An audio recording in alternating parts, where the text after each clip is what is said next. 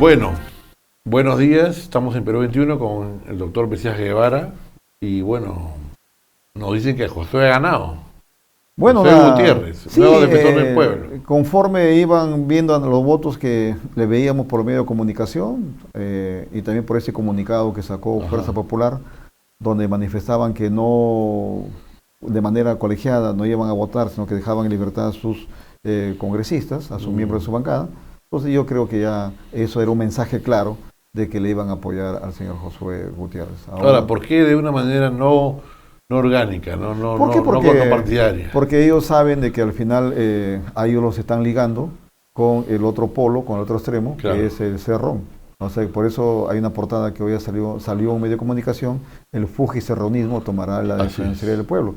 Entonces, y en ese sentido, ya él tenía ya prácticamente, al parecer, ya consensuado los votos a su favor. Claro, porque el fujimorismo habló de Delia Muñoz y se agitó hablando de 5 líneas sobre ella, pero al final deja libre.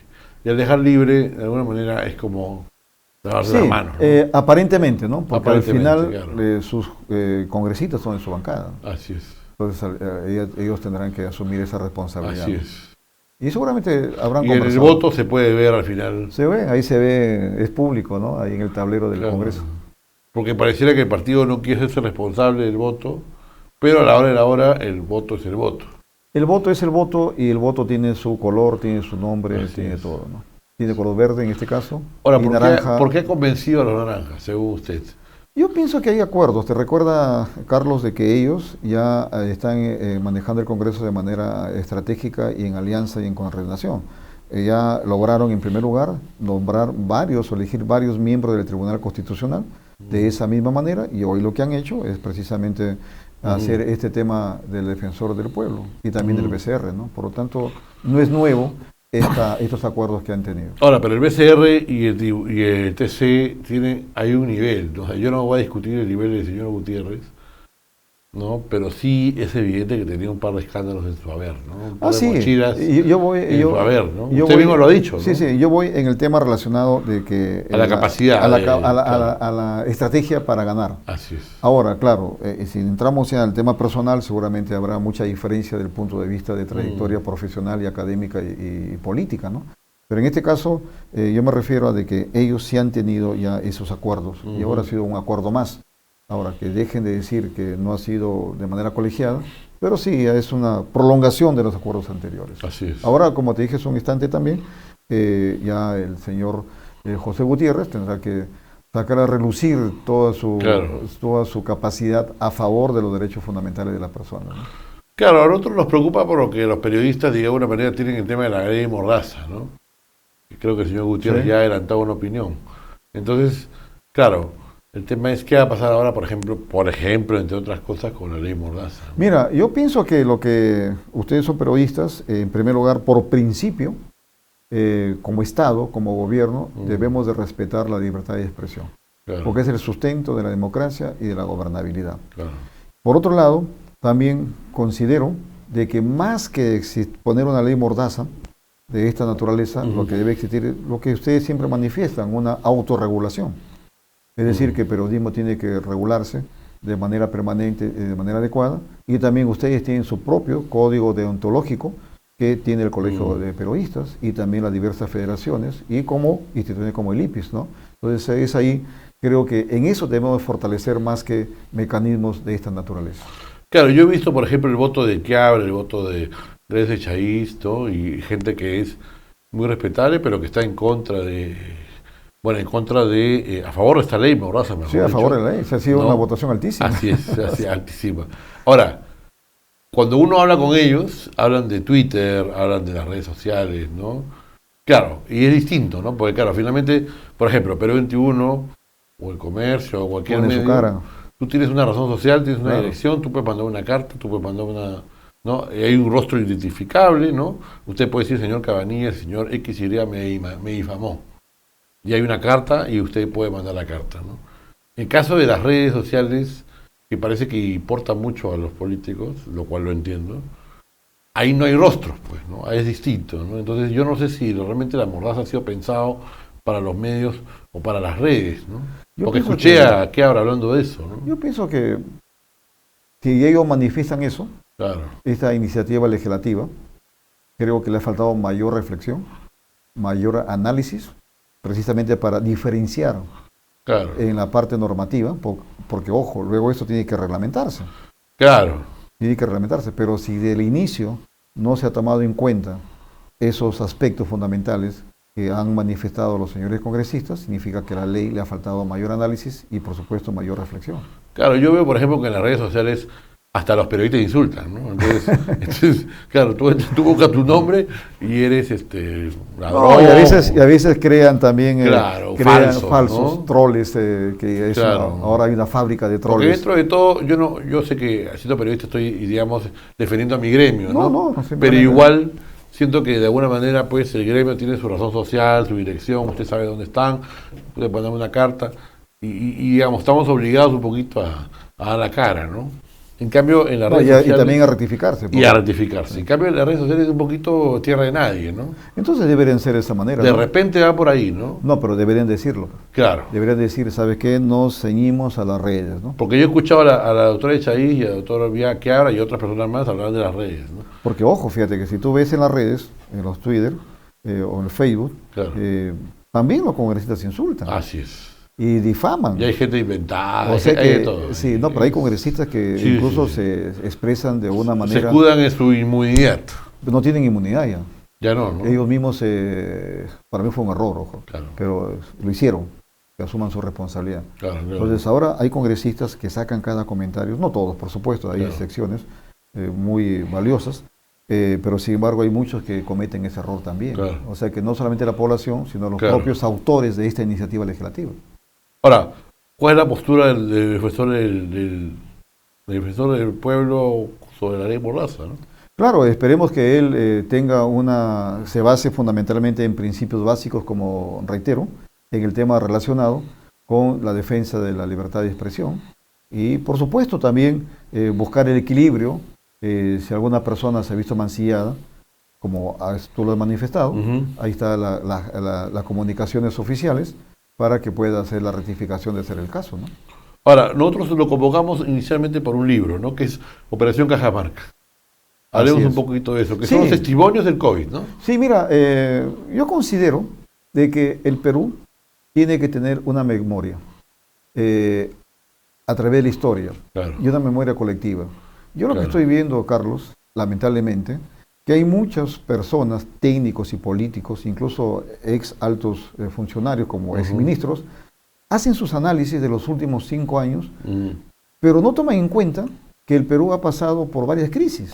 Así es. Una crisis política y también una crisis generada por el tema del COVID, que nos ha generado muerte y dolor. Claro. Por lo tanto, ese es el tema que yo me he animado en escribir Operación Cajamarca, Así es. donde doy testimonio, escribo los testimonios que pasamos como gobierno regional y también de algunos colaboradores, que incluso como veíamos la pérdida de muchas personas, ¿no? Sé que nos costó mucho, nos costó, fíjate, el tema de la economía. Incluso no se quiere decir, por ejemplo, que la OCE, desde que se declaró la emergencia del 15 de marzo hasta más o menos junio, prohibió que se liciten, prohibió que se hagan compras del Estado. Y se paralizó. O sea que el Perú se paralizó. Ahora, Sí, pues. yo no voy a entender por qué se dio esa medida. Porque ese momento que tú te tenías que comprar un montón de cosas. Pero se paralizó. ¿Y quién lo hizo? A través de la OCE. Por lo tanto, esos temas, por ejemplo, no se toman en cuenta en los análisis de ciertos personajes que lo hacen a través de ciertos medios de comunicación. Por eso nosotros decidimos hacer... Por este- ejemplo, ¿qué personajes? No, ¿La o sea, gente de no. Castillo no? No, gente actual incluso, ¿no? Gente actual que han sido ministros, que hablan de, por ejemplo, mira que se incrementó la pobreza. Uy, todo el mundo sabíamos que la pobreza se iba a incrementar en el Perú. Claro. Si tú ves las curvas, como a partir de los 2020 hay un disparo, y de ahí nos ha sido bastante difícil. Bueno, Claro. el Perú por la Claro, la resiliencia informalidad. ha permitido que el Perú surja de manera inmediata. Claro. Pero sin embargo la curva es así y salta. Y entonces no vas a esperar otro resultado. Y por eso... La gente sufrió mucho, ¿no? Mucho, Por ejemplo, pero en ¿sabes Cajamarca. lo que a mí me llama la atención? Es de que muy rápido nos hayamos olvidado. Sí, Claro, la pandemia está presente. es verdad. La pandemia no se ha Lo que ido. pasa es que hemos vivido tantas cosas, ¿no? Sí, Que ya es pero la pandemia sigue. Es verdad. Sigue la pandemia, pero sin embargo lo hemos sacado, lo hemos borrado de nuestra Así es. memoria colectiva como si no hubiera ocurrido nada. O sea que Claro. para mucha gente no ha habido pandemia. Incluso yo no voy a Es decir verdad. nombres, no voy a decir nombres, pero sin embargo hay exministros de salud que han sido exministros y en su momento y salen a criticar. Mira, no hubo camas UCI. Claro, oye, pero si tú fuiste ministro por tanto tiempo. ¿Sabes cuántas camas UCI o cuántos ventiladores nos agarró en Cajamarca? Con 4 ventiladores. Para una región con 1,5 millones de habitantes, nos cogió con 4 Claro. ventiladores.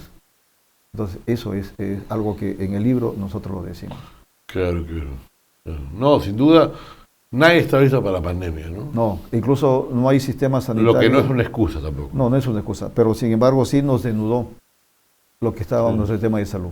Pero Sí. ojo, sin ánimo de excusa también, a nivel mundial, todos los sistemas de salud colapsaron. Sí. Estados Unidos, Europa. No, y lo Asia. grave es que después de la pandemia, la salud finalmente iba a parar al cerrón. Sí. O y, sea, y todavía... No había una solución realmente. No, y lo peor es que hubo un buen ministro, Fernando Ceballos, Claro. con quien coordinábamos las acciones, las vacunas, incrementábamos, ¿no?, la Y dosis. luego- Y luego lo sacan a a Ceballos, y lo ponen a un doctor que salió, que le decían agua racimada, ¿no? Yo nunca me reuní con él, te soy sincero. Claro, es un personaje. Y entonces, y ahí fue pues que colapsó más el tema de la COVID, ¿no? Claro, digamos que dentro del error tampoco se eligió bien, ¿no? Sí, claro, esa ya fue la segunda etapa, porque pasamos por Vizcarra, luego por Merino, luego por Sagasti y luego por Castillo. Entonces, y toda esa crisis fueron acentuadas. Claro. Por ejemplo, te soy sincero, una crisis que sufrimos mortal fue cuando lo vacaron a Vizcarra. ¿Y por qué? Porque ya estábamos todos los proyectos encaminados y lo vacaron y lo sacaron. Entró Merino, estuvo 5 días, luego entró Sagasti, igual en esas mismas condiciones. Pues esa fue la problemática que hemos tenido. ¿Qué cosa afectó, digamos? Afectó, por ejemplo, la continuidad. Hubieron nuevos funcionarios. Claro. Por ejemplo, tú eras ministro, yo venía de Cajamarca, me reunía Cambiaron con y cambiaron. entonces llegábamos a acuerdos, esquemas, pero luego venía otro y sin embargo... Claro, nos hemos acostumbrado a ese ritmo de cambiar y a iniciar autoridades. con otro. Claro, muy rápido, ¿no? Claro, o sea que no había esa sostenibilidad y continuidad. Claro. ¿Y cuándo se ha recuperado? ¿Recién ahora o tampoco? No, todavía no. O sea que yo pienso que el sistema de salud ahora nos está desnudando el dengue, que también seguimos muy complicados, ¿no? Como dice el ministro, solo así de plagas. En el Perú ¿No? hay muchas plagas, incluso hay regiones en las que todavía hay lepra. ¿Verdad? Sí, hay regiones que está la chikungunya, la Zika, y son enfermedades metaxénicas que siempre están surgiendo, sobre todo en las zonas tropicales, que no hemos sabido manejar, ¿no? Agua potable.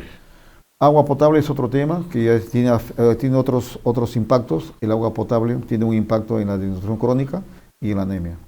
O sea que eso también es otra gran déficit Claro. que falta corregir y cerrar esa brecha a nivel nacional.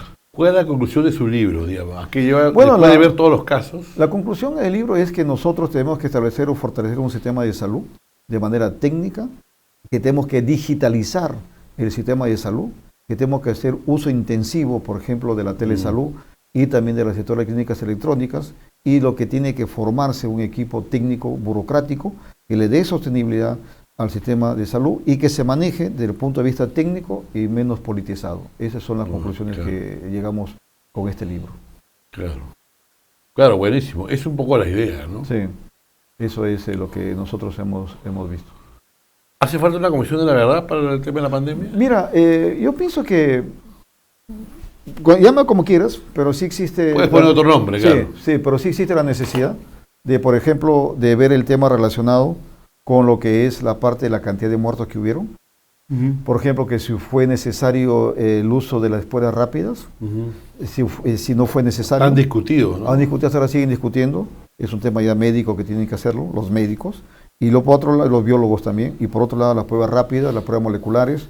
y si hay la infraestructura necesaria para tener que afrontar estas nuevas pandemias y por supuesto cuánto se gastó, cuánto dinero se gastó vía la compra de emergencia y vía lo que son las vacunas. Fíjate, ¿cuánto se ha gastado en vacunas hasta ahora? Eso debemos de saberlo. Millones. También se habla mucho de una sobrevalor, ¿no? Sobrevalor, la cantidad, cuántas vacunas tenemos ahorita, cuántas se han vencido, cuántas tenemos en almacén. O sea que todo eso es importante que debemos de conocer. Claro, al comienzo no había vacunas y luego parece que se compraron demasiadas. No, lo que pasa es que luego surgieron los antivacunas también. Por ejemplo, yo hasta ahora no voy a entender, oye, y hay gente, fíjate que hay muchos antivacunas que han muerto en el mundo y de manera específica aquí en el Perú y en mi región. Han muerto muchos antivacunas. Increíble. Claro. Y eso acá también han muerto varios antivacunas. No es una cosa así nomás, claro. Claro. Ahora, más allá de los antivacunas, también hubo, como usted dice, las pruebas rápidas, algunos temas erróneos, ¿no? Claro, en la compra de los aparentemente erróneos. Y otro también el comportamiento del personal de salud, ¿no? Por ejemplo, los dueños de una UCI eran o son hasta ahora los famosos intensivistas. Entonces, quienes ellos son los que están ahí en la UCI y prácticamente se apropiaron y no permitían que otros médicos generales también entren a intubar. Entonces, eso, por ejemplo, también deberíamos de revisar, ¿no? Claro. Ahora, conociendo a la gente, ¿no? Porque claro, al comienzo hubo mucha reticencia, ¿no? Con el tema de la salud, y luego hubo una especie de moda, ¿no? Como suele suceder, ¿no? Pero digamos, hubo un momento en el cual la gente no hacía caso. Claro. Y como usted dice, los antivacunas al final, hasta el final han estado. No, y ahora pues, no sé cómo están ya los temas de vacunación, yo ya me he alejado, te soy sincero, pero sin embargo creo de que deberían existir algunos puntos de vacunación que sean dados a conocer a la población para que alguien quiera ponerse una quinta dosis, ¿no? O sea, que eso también debería de verse. Claro. Para cerrar, ¿usted tiene familia? Claro. ¿Cómo se vio a nivel personal el tema del COVID? No, fue muy duro, porque por razones laborales y de estudio, mi familia está acá en Lima, yo estaba en Cajamarca solo, y había doble preocupación, una preocupación por mi familia y otra preocupación por ver cómo afrontábamos el COVID para proteger a la población cajamarquina.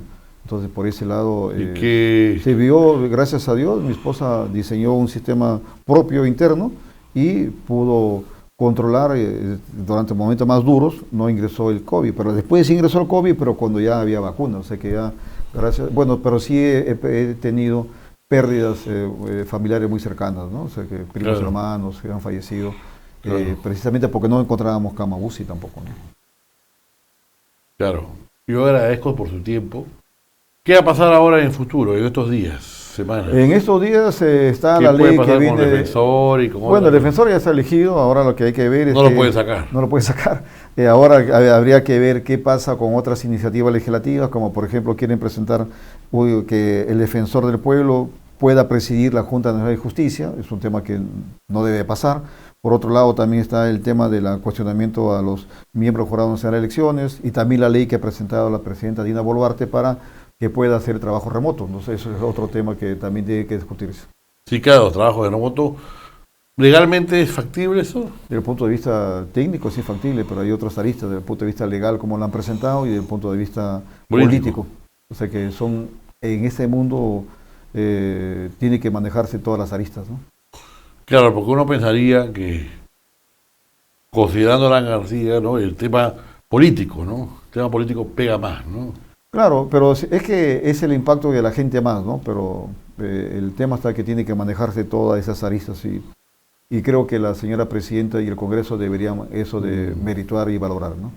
¿Qué más le falta a la presidenta para terminar? No, bueno, a la presidenta ¿Reaccionar en qué temas? Le falta sintonizar más con el pueblo, ¿no? Sí, ¿no? Y lo otro que le falta es insistir en el adelanto de elecciones. Yo pienso que debe, para volver a la gobernabilidad, tiene que insistir la presidenta y poner todo su esfuerzo para que se cumpla con ese adelanto de elecciones. Perfecto. Gracias por su tiempo y gracias por ustedes en Perú 21. Estamos aquí con Mesías Guevara y hasta otra oportunidad, ¿no? Gracias, Mavín. Gracias por la invitación. A usted, a usted.